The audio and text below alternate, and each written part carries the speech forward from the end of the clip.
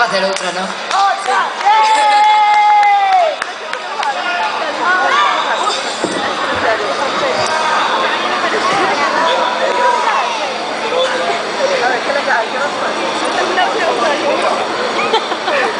¿Ah, sí? Queredes unha máis, ¿no? Sí! Estaba dicindo aquí...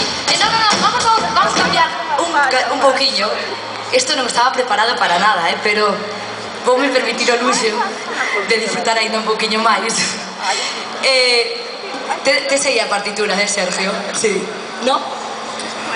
Bueno, porque me gustaría facer unha canción que sí a ten. Está además por aquí Alfredo González, un cantautor asturiano magnífico que contribuye tamén a miña carreira. Ele compuxo esta canción preciosa que me gustaría facer, pois eso, un cachiño, piano e voz, que además é unha canción que a mí me encanta. Se chama Perdida en tu equipaje, así que tamén dedicado a él, ¿no? E para vos, por suposto. Perdida en tu equipaje.